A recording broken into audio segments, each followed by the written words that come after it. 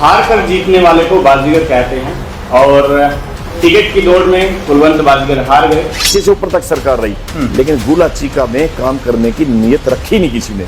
ये जितने भी ऑफिस है मैंने बनाए हैं, ये थाने अंग्रेजों के टाइम के थे वो मैंने बनाए हैं। बहुत बड़ी बिल्डिंग बनाई और 2 गाड़ियां लेके आए। सूची आपने गिनवाई, अभी और भी है, अभी और भी है। मैं चैलेंज करता हूं कि मैंने इतने काम करवाए हैं। मेरे को बोलने का मौका देंगे अब? जी जी, इतने काम अगर आपने किए हैं तो टिकट क्यों कट गई? और कोई बड़ा नेता मिल गया हो? यानी काम के नाम पर टिकट और वोट नहीं मिलती क्या? चलो वो तो अब ऊपर वालों ने सोचना। पूरे जिले के अंदर जितने भी राजनीतिक आदमी है शायद उन सब के लोग जोड़ लिए जाए। जितने मेरे पास एक दिन में आते हैं उतने सभी के पास जाते हैं। इतने सुरजेवाला के पास भी नहीं आते? नहीं, सुरजेवाला तो 1-2 महीने में आता है और अपने आदमियों को बुला के एक टीम इकट्ठी करके हरियाणा के दीप की जय बोलो, रणदीप की। कोई हुड्डा साहब से टिकट मांग रहा है, कोई रणदीप सुरजेवाला से टिकट मांग रहा है, तो लगता नहीं है कि यहाँ पर मुकाबला थोड़ा टफ रहने वाला है? देखिए, कुछ तो बरसात के जब दिन होते हैं तो थोड़ा आपको पता है कि मेंढक भी निकलते हैं। लोग कहते हैं ना बरसाती डड्डू आ गए। आपके काफी नजदीकी नेता की बात कर लेता हूँ, चौधरी दिल्लूराम बाजीगर।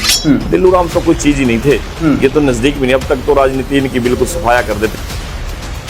यानी कांग्रेस के किसी नेता से कोई बैठ है? कुछ भी नहीं है ही नहीं, कुछ सौदा ही को नहीं आगे। अच्छा, सौदा ही कुछ नहीं। मैं तो दिल्लूराम को दिग्गज मान रहे हैं। जी बिल्कुल। और कितना बड़ा दिग्गज है दिल्लूराम, देखो इतना बड़ा दिग्गज है जिसने 8 बार कांग्रेस की टिकट मिली और 6 बार आ रहा। देखो कितना बड़ा दिग्गज है और 3 बार लगातार आ रहा, उसको तो दिग्गज मान रहे हैं। तो आगे सौदा ही कुछ नहीं। मैं कह रहा हूँ के लोगों ने एक नारा दिया है, फिर वही जो है सही।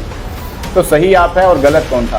वो पीछे अभी मैंने हराया था जब मैं चुनाव में मैदान में था। जी। ये तो अब की बार मेरे पास टिकट नहीं थी। टिकट होती तो मैं दूसरे को भी नजदीक ना लगने देता। चलिए, घुमा फिरा के नहीं कहता हूँ, अगर टिकट कट जाती है दूसरे प्रत्याशी को मिल जाती है तो उनका भी साथ देने के लिए तैयार है कुलवंत बाजीगर? बिल्कुल, भारतीय जनता पार्टी का विधायक बनाएंगे। पिछली बार क्यों नहीं बन पाया सर? नहीं बन पाया। वो आप व्यक्ति के पास कमल का फूल की टिकट थी, आप भारतीय जनता पार्टी के बड़े नेता थे, फिर क्यों नहीं बन पाया 2019 में? ये आप जनता में जाके पूछिए कि क्यों नहीं बन पाए, क्योंकि मंथन हर तो आदमी पे सियासी जानकार है आप, बुद्धिजीवी हैं आप, तो मंथन तो किया होगा। मंथन ये किया कि अगर कुलवंत बाजीगर कैंडिडेट होता तो जीतता। यानी कि कैंडिडेट गलत था। तो अब की बार हमने अपने आप को चेक करने के लिए हमने क्या कहा, हम उसी बार से इलेक्शन लड़ेंगे जहां से दिल्लूराम और लड़ा करते थे। हमने वहां से नॉमिनेशन भर दिया तो वो तो भाग गए, वो तो मैदान में आए नहीं। ये संसदीय चुनाव में क्या कुछ रहा? वो तो कहते थे 4 तारीख को रिजल्ट आएगा, 5 तारीख को 8-8, 10-10 हजार रुपए खाते में डल जाएंगे हर आदमी के। सबसे बड़ी बात तो ये हुई है कि बैलेट पेपर पे 32 निशान थे और 32 निशानों में कांग्रेस का पंजा नहीं था। ये छोटी बात नहीं है कांग्रेस से। एक तरफा सरकार तो आ जाएगी, अब टिकट की बात कर लेते हैं, कितना आश्वस्त है? देखिए, अब ऊपर से सर्वे थोड़े और ज्यादा तेज चल रहे हैं और जनता भी बता रही है, तो इसीलिए ठीक रहेगा। भाजपा की स्थिति काफी डाउन यहाँ पर बताई जाती है, तो इतने हौसले बुलंद कैसे कर लेते हैं कुलवंत बाजीगर? कुलवंत बाजीगर के हौसले सदा ठीक ठाक रहते हैं। जैसे अब नवीन जिंदल जी जीत भी गए और जिन लोगों ने वोट नहीं दी थी वो ये घग्गरपार इलाके गया कि लोग कहने लगे भी हाँ वाकई में गलती की। अगर वो गुप्ता जीतता भी तो क्या करता। हार कर जीतने वाले को बाजीगर कहते हैं और टिकट की दौड़ में कुलवंत बाजीगर हार गए। कैमरे पर इस समय मौजूद है, लेकिन जनता के दिल जीतने में कामयाब रहे। सुबह से जनता दरबार लगा हुआ है, तमाम लोग यहाँ पर पहुँच रहे हैं अपनी अपनी समस्याओं को लेकर। हम इंटरव्यू करने पहुँचे तो देखा कि भीड़ काफ़ी थी, तो सोचा कि बाहर ही वार्तालाप कर लेते हैं किस तरीके की विधायक जी की तैयारियां हैं और जो सियासी गलियारों में चर्चाएं चली हुई है कि अब की बार फिर कुलवंत बाजीगर मैदान में हो सकते हैं और किस तरीके की तैयारियां हैं, कौन सा वो ग्रीन सिग्नल है जो हाईकमान ने कुलवंत बाजीगर को दिया है। सीधा इन्हीं से बातचीत कर लेते हैं। सर, बहुत बहुत स्वागत है आपका। जेपी जी, आप आए हो यहाँ, आपके चैनल का और आपका बहुत बहुत धन्यवाद। सर, क्या कुछ कहना चाहेंगे? सबसे पहले पिछले घटनाक्रमों को लेकर मुख्यमंत्री का चेहरा बदल दिया गया, नायब सैनी को प्रदेश अध्यक्ष पहले बनाया, फिर उसके बाद मुख्यमंत्री बनाया। अभी टिकट को लेकर मैं बात नहीं करूंगा, घटनाक्रमों पर क्या कुछ कहना चाहेंगे? कितना फायदा जो भारतीय जनता पार्टी को बुरा हल्के में यहाँ पर मिला है? देखिए, भारतीय जनता पार्टी विश्व की सबसे बड़ी पार्टी है जी। वो एक बहुत बड़ा समुंदर है उसमें जिसकी भी जैसे ड्यूटी लगानी है, माननीय नरेंद्र मोदी जी, माननीय हमारे राष्ट्रीय अध्यक्ष नड्डा जी, जैसे जैसे जहां जहां जिसकी ड्यूटी लगानी है वो लगाते रहते हैं। किसी को केंद्र में ले जाते हैं, किसी को प्रदेश में, वो उनके हिसाब से वो अपने हिसाब से चलते हैं कि उनका पैमाना नापने का वो व्यक्ति को देखते हैं या जनता की बात सुनते हैं, वो तो वही बता पाएंगे, क्योंकि वो तो जो करते हैं जातिगत समीकरणों को साधने की तो किसी प्रकार की कोशिश नहीं की गई क्या? वैसे तो भारतीय जनता पार्टी में जाति पाति की बात की नहीं जाती, क्योंकि सबको एक समान समझा जाता है। हरियाणा एक, हरियाणवी एक, ये नारा माननीय मनोहर लाल जी ने भी दिया था, पीछे आपने देखा है। तो बाकी फिर भी थोड़ा सा बैलेंस तो बना के रखते ही हैं। जैसे अभी नायब सैनी जी मुख्यमंत्री बने जी, तो लोगों में जोश आया, जो लोग उन तक, क्योंकि वो ग्राउंड लेवल पे बहुत ज्यादा नीचे घुले मिले हुए थे। हर आदमी ये कहता है, अरे वो नायब सैनी तो मेरे घर आया हुआ, अरे नायब सैनी से तो कल मैंने हाथ मिलाया, अरे उस दिन मेरे शादी में आया था, अरे हमारे दुख सुख में आया। लोगों की भावनाएं थी जो और ज्यादा जुड़ी, और इसीलिए अच्छा मैसेज गया। यानी जनता से कनेक्ट है सीधे तौर पर गए कि नायब सैनी, तो एकदम फीलिंग आती है कि तो अपना है, यानी ये कहना चाहिए, अपनापन की फीलिंग। बिल्कुल। चलिए सियासी बात कर लेते हैं, सियासी मुद्दे की बात भी कर लेते हैं, लेकिन मूलभूत सुविधाओं की क्या कुछ कमी देखते हैं गोला हल्के में सर? देखिए, पीछे मुझे विधायक बनने का मौका मिला जी, उस वक्त मैंने देखा कि गुलाची का बहुत ज़्यादा पिछड़ा हुआ था। मैंने शिक्षा की बात करी तो शिक्षा में यहाँ बहुत लो किस्म पे था सिस्टम।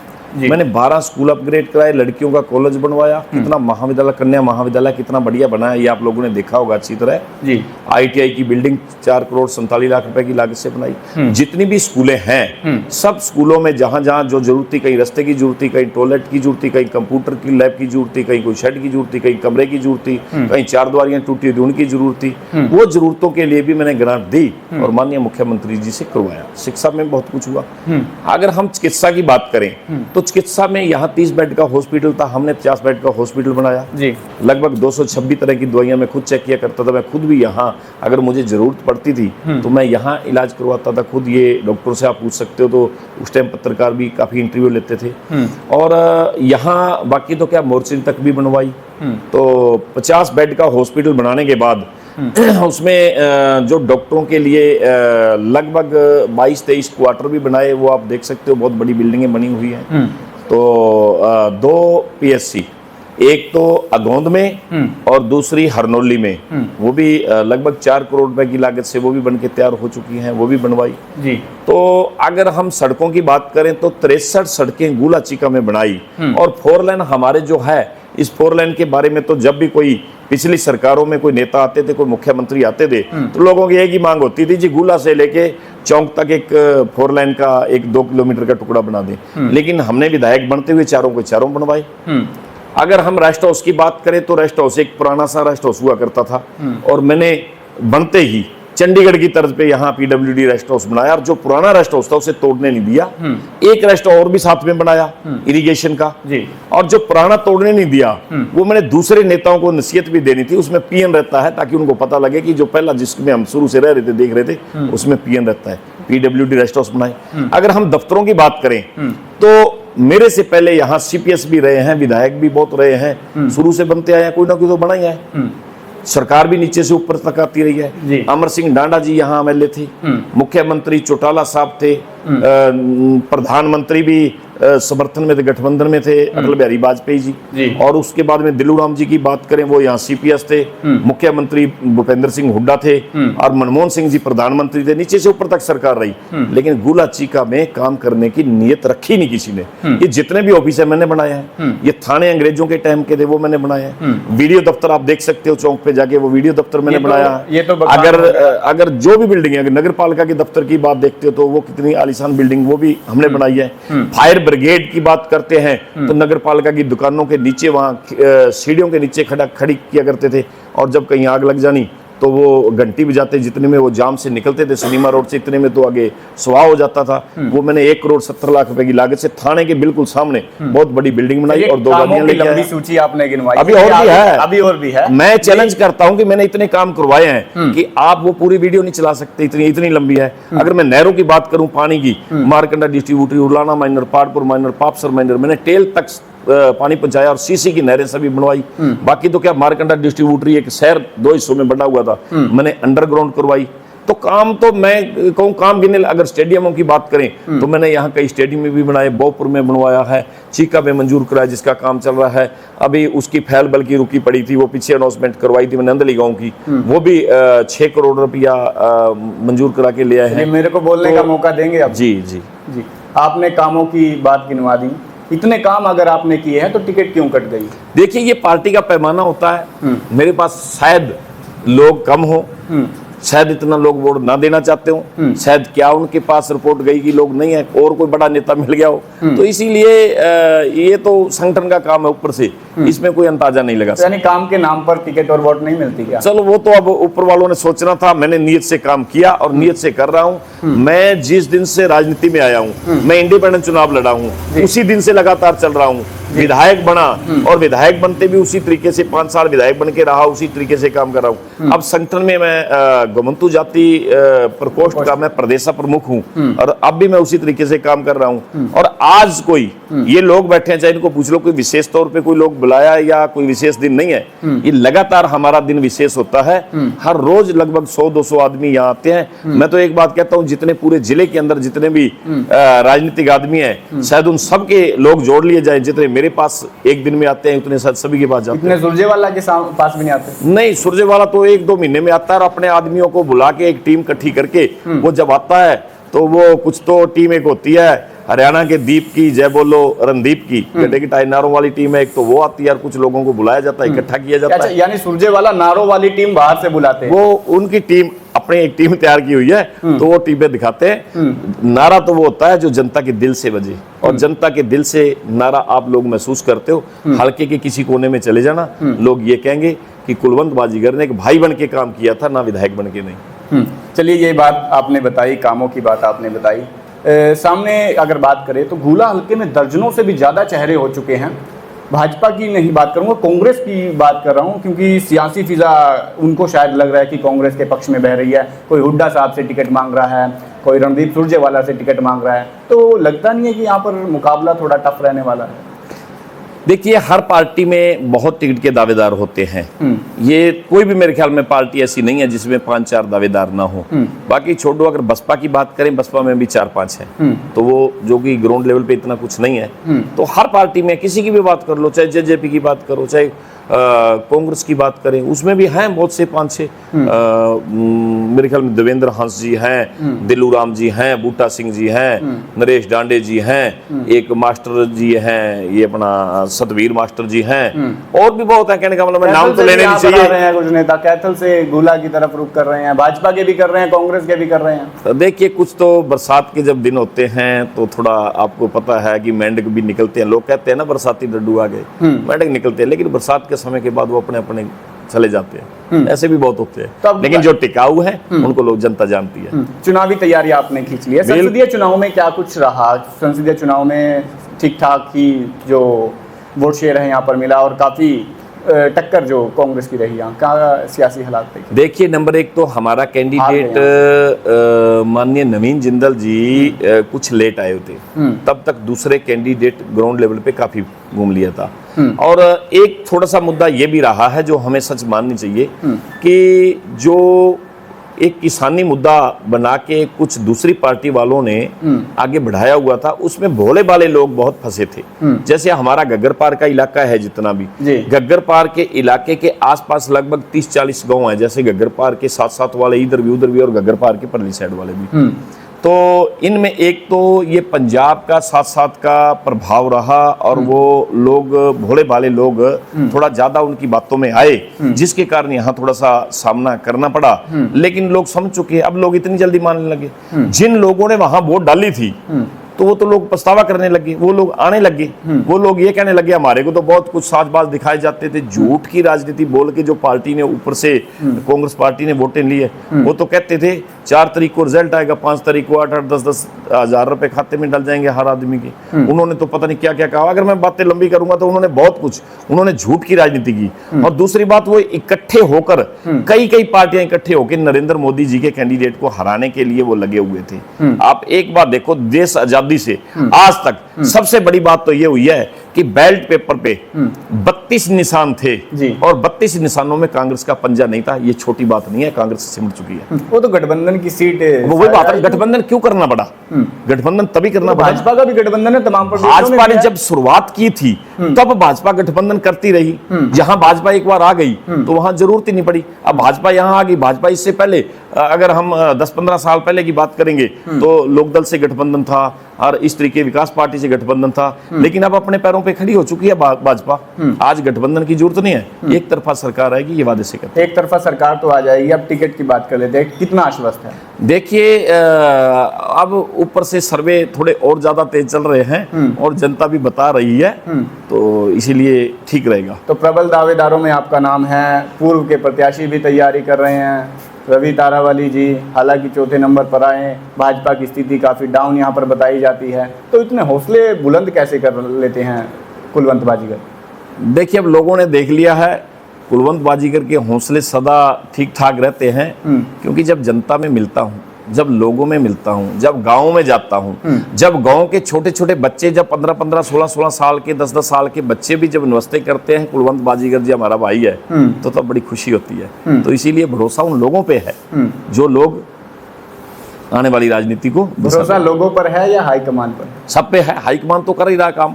हाईकमान ने तो देश तीसरी बार सरकार बनना, जब से देश आजादी हुई, आपको पता है ये मेरे ख्याल में शायद पहली बार हुआ है, तीसरी बार प्रधानमंत्री बनना बहुत बड़ी बात है। और अब तो आगे ऐसे ही बढ़ते बढ़ते 47 तक जाएंगे, जब एक हद थी जो तीसरी बार नहीं बन रहे तो वो टूट गई है। तो इसीलिए सरकार आगे भी आएगी, तो हाईकमान बहुत बढ़िया काम कर रहे हैं। आपके काफ़ी नज़दीकी नेता की बात कर लेता हूँ, चौधरी दिल्लूराम बाजीगर जी की।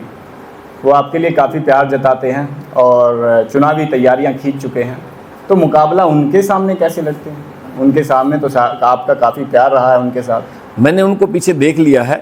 वो पीछे अभी मैंने हराया था जब मैं चुनाव में मैदान में था जी। ये तो अब की बार मेरे पास टिकट नहीं थी, टिकट होती तो मैं दूसरे को भी नजदीक ना लगने देता। मुझे जनता पे इतना विश्वास है, तो इसीलिए टिकट वितरण गलत हुआ 2019 में। क्या पता अब उनकी सोच से सही हो।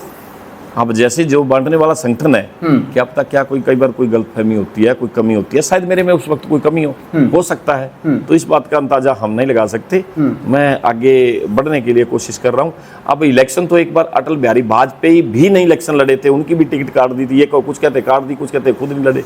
तो इसलिए क्या बात कह सकते हैं। तो जब इतने बड़े नेता, तो मैं तो एक छोटा सा आदमी हूँ, तो इसीलिए ये कोई बड़ी बात नहीं है। चलिए घुमा फिरा के नहीं कहता हूँ, अगर टिकट कट जाती है, दूसरे प्रत्याशी को मिल जाती है, तो उनका भी साथ देने के लिए तैयार है कुलवंत बाजीगर? बिल्कुल, भारतीय जनता पार्टी का विधायक बनाएंगे, इसमें कोई शंका नहीं है। मैं आपसे वादा करता हूँ पिछली बार 2014 की तरह। पिछली बार क्यों नहीं बन पाया सर? नहीं बन पाया। वो आप व्यक्ति के पास कमल का फूल की टिकट थी, आप भारतीय जनता पार्टी के बड़े नेता थे, फिर क्यों नहीं बन पाया 2019 में? ये आप जनता में जाके पूछिए कि क्यों नहीं बन पाए, क्योंकि मंथन हर तो आदमी पे सियासी जानकार है आप, बुद्धिजीवी हैं आप, तो मंथन तो किया होगा, क्यों नहीं बन पाए? कमियां क्या रही?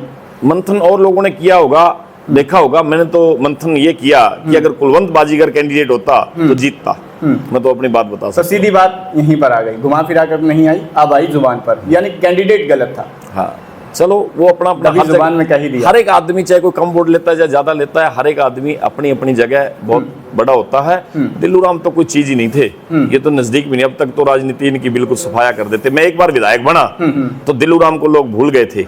दिल्लूराम का बेटा जिला परिषद में इलेक्शन लड़ा था और मैंने एक लड़के को उतारा था और दिल्लूराम के बेटे की जमानत जब्त करवाई थी। तो कहने का मतलब हमने सब देख लिया है जो कुछ है। जनता में विश्वास बनाना जरूरी है और वो बना हुआ है। यानी कांग्रेस के किसी नेता से कोई बैर डर कुछ भी नहीं है ही नहीं, कुछ सौदा ही को नहीं आगे। अच्छा, सौदा ही कुछ नहीं। मैं कहूँ वो अपने आप में आज के टाइम में कांग्रेस पार्टी यहाँ जिसको आगू ज्यादा बढ़ा रही है, दिल्लूराम को मान रहे हैं आपके सामने। दिल्लूराम को दिग्गज मान रहे हैं जी बिल्कुल। और कितना बड़ा दिग्गज है दिल्लूराम, देखो इतना बड़ा दिग्गज है जिसने 8 बार कांग्रेस की टिकट मिली और 6 बार आ रहा। देखो कितना बड़ा दिग्गज है और 3 बार लगातार आ रहा, उसको तो दिग्गज मान रहे हैं। तो आगे सौदा ही कुछ नहीं, मैं कह रहा हूँ। यानी दिल्लूराम जी से कोई आपको डर है? कोई है ही नहीं, कुछ है ही नहीं है। आपका जो कहना है कि सौदा ही कुछ नहीं, ना सौदा ही कुछ नहीं। और किससे टक्कर फिर किससे मानते हैं? टक्कर है ही नहीं। दूसरे नंबर पे कोई ना कोई जरूर आएगा जो कांग्रेस का कैंडिडेट होगा। आपके लोगों ने एक नारा दिया है, फिर वही जो है सही। तो सही आप है और गलत कौन था? तो गलत तो जनता देखेगी ना। जो गलत था गलत को गलत जनता ठहराएगी। ये तो लोग कह रहे हैं ना, अब हमारे साथी होर्डिंग लगाते हैं, जी। ये नारा देते हैं, वाकई में सही बात है, वो कहते हैं फिर वही जो है सही, तो दोबारा वो याद कर रहे हैं ना हमें। जब याद कर रहे हैं तो इसीलिए तो मेरी मैडम को जिला परिषद का इलेक्शन जितवाया। अब आप देखिए, अब दिल्लूराम की बात चल रही थी, वार्ड नंबर 20 में जी, वार्ड नंबर 20 में दिल्लूराम जी के परिवार से जिला परिषद मेंबर बनते आए हैं, क्योंकि उसी से इलेक्शन लड़ते तो हर बार, सबसे बड़ा वार्ड है। तो अब की बार हमने अपने आप को चेक करने के लिए हमने क्या कहा, हम उसी वार्ड से इलेक्शन लड़ेंगे जहां से दिल्लूराम और लड़ा करते थे। हमने वहां से नॉमिनेशन भर दिया, तो वो तो भाग गए, वो तो मैदान में आए नहीं। उन्होंने एक अपना रिश्तेदार दिल्लूराम जी ने खड़ा कर दिया, और जो मैं कहूँ जितने कैंडिडेट थे सबसे लास्ट में आया। तो ये क्या रहता है, चाहे ब्लॉक समिति हो, चाहे तमाम चीज़ें हो, वहाँ पर श्रेय लेने की राजनीति बड़ी है भाजपा में। चाहे रवि तारावली जी कहते हैं कि मैं किंग मेकर हूँ, कुलवंत बाजीगर कहते हैं कि हम किंग मेकर हैं। तो नहीं, मैंने कभी किंग मेकर कहा ही नहीं। ये फूल मालाओं की दौड़ क्यों है? ये मैंने कभी अपने आप को किंग मेकर कहा ही नहीं।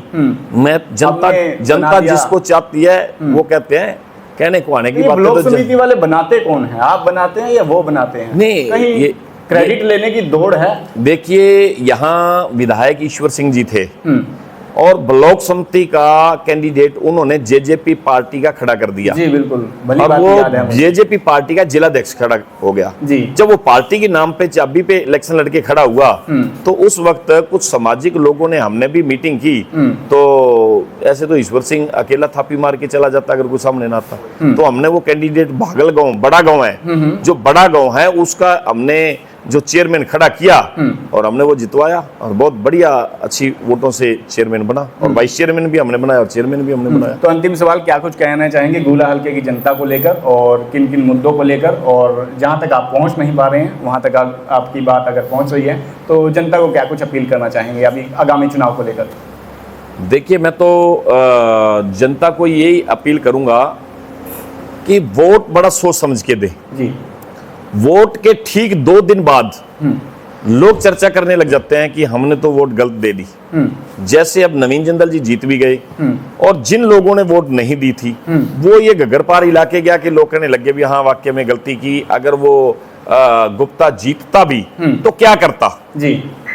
तो ये पहले भी लोग सोचते थे कि वो पार्टी अलग अलग है, भी जिस दिन रिजल्ट आएगा उस दिन के बाद में वो अलग अलग हो जाएंगे, आरोप लगेंगे। लेकिन वो लोग महसूस कर रहे हैं, ठगा ठगा महसूस कर रहे हैं कि हमने नवीन जिंदल जी को यहाँ एक तरफा जिताना चाहिए था। फिर भी मुकाबला हुआ, कड़ा मुकाबला हुआ, क्योंकि इधर हमने 35-40 गांवों में काफी कम वोट मिले थे, और जो लोग उनमें हम भी जा रहे हैं और लोग भी हमारे पास आ रहे हैं, क्योंकि अब उन्होंने देख लिया वो वोट तो बंट गई ना। जी। अब वहां वो लोगों में अगर बात करें तो अगर ये बात देखिए, कांग्रेस की और आम पार्टी की जो वोट मिली थी उनकी तो दो हिस्सों में होगी, और तीसरा हम उस हिसाब से हम जीते भी हुए हैं अगर हिसाब लगाएं।